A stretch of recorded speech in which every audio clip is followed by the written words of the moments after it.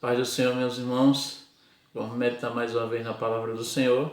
E hoje o texto é Salmo 139, no versículo 13 até o versículo 18, que diz assim: Pois tu formaste o meu interior, tu teceste no seio da minha mãe.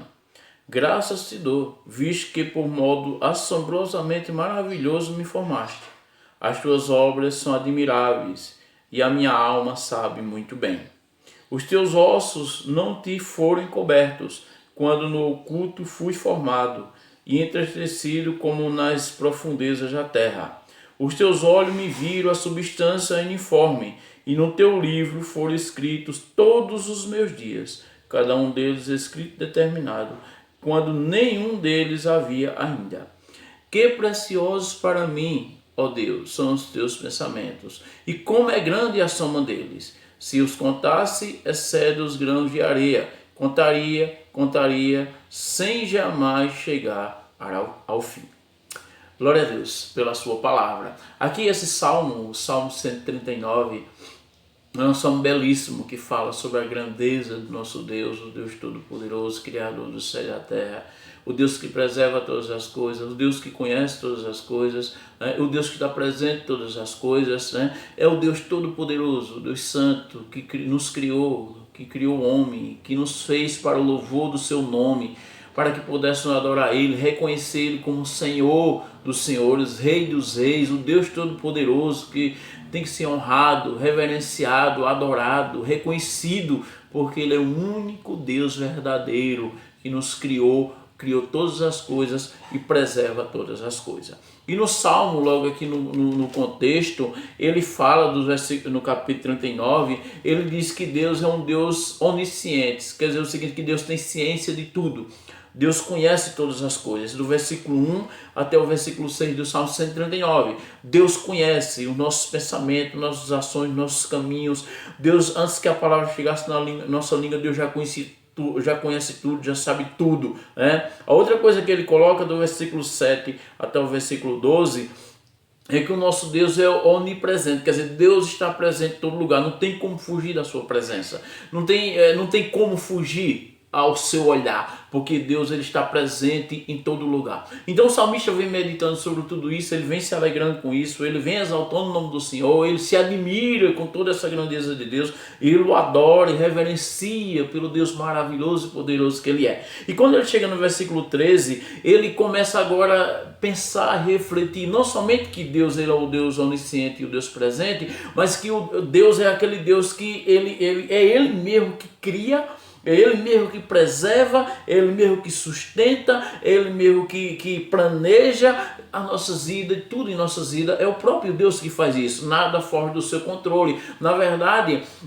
é nele que vivemos, é nele que existimos, né? E sem Ele, a gente não pode nada. É isso que o salmista está meditando. E é justamente isso que ele levanta. É justamente isso que ele começa a refletir, né? Que ele diz que Deus não somente está presente, mas Deus preserva e cuida de todas as coisas, né? É Ele que cria a vida. Veja isso que ele coloca isso no versículo 13. Pois tu formaste o meu interior, tu me teceste no seio da minha mãe. Ele está colocando aí que lá no ventre da nossa mãe, quando quando a vida foi colocada lá, né, era algo invisível ainda. Ele disse que Deus o tecia, é como um trabalho de um tapeceiro. Deus estava tecendo, Deus estava ali nos moldando no seio da nossa mãe para que a gente pudesse crescer, para que a gente pudesse ter vida. E ali de uma pequena célula ele vai crescendo, se torna uma vida maravilhosa. Isso é o poder de Deus, é isso que ele está dizendo. É Deus que faz isso, é Deus que preserva isso. E quando ele reflete sobre isso, o salmista reflete sobre isso, ele fica admirado, ele fica assustado, ele expressa com essas palavras no versículo 14, que ele usa a palavra assombrosamente, né? Maravilhoso e admirável. Veja isso no versículo 14. Graças te dou, ele louva a Deus, ele glorifica o nome do Senhor, diz, visto que por modo assombrosamente maravilhoso me formaste. E ele diz, as tuas obras são admiráveis, e a minha alma o sabe muito bem. E o salmista, ao meditar sobre isso, ele fica assombrado, que ele diz que Deus tão grande, que Deus maravilhoso, ele se alegra, ele glorifica o nome do Senhor, ele se exalta, né? Ele exalta o nome do Senhor por causa de todas essas grandezas, de todas essas maravilhas.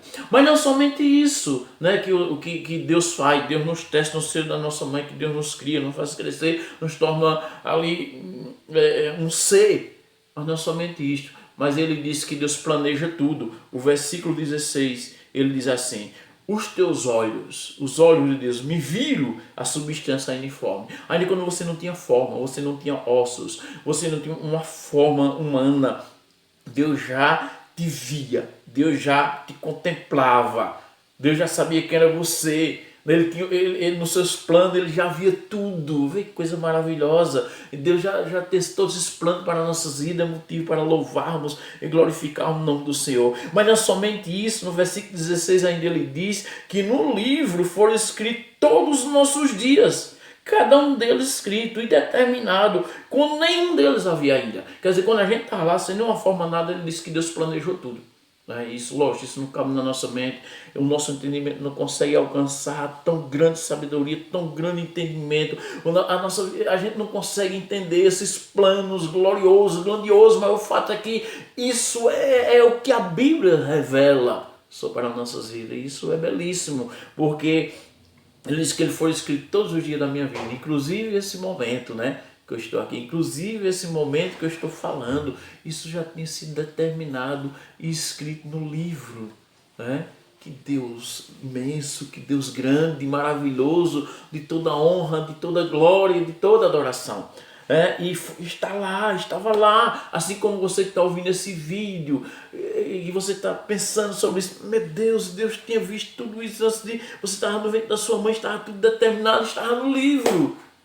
Porque Deus é o Deus sábio, o Deus presente, o Deus que tem todo o poder. Apesar de alguém pode achar que isso não é possível, é possível, porque Deus ele é muito mais além, não conseguimos alcançar a grandeza e o poder do nosso Deus. Então o salmista ele volta a louvar e a engrandecer o nome do Senhor no versículo 17 e 18. Ele fica alarmado, ele fica admirado com os pensamentos e os planos de Deus, que é muitíssimo elevado. Ele disse que não podia atingir. Isso no versículo 17 e 18 ele diz: que é precioso para mim, ó Deus, são os teus pensamentos, e como é grande a soma deles. Se o contasse, excede os grãos de areias. Contaria, sem jamais chegar ao fim. Ele diz que não tem como alcançar a mente de Deus, não tem como alcançar esses planos de Deus. Nós só temos que crer, confiar, adorar, exaltar esse Deus imenso, grande e poderoso, nosso Deus, que veio este mundo e deu a vida para nos salvar.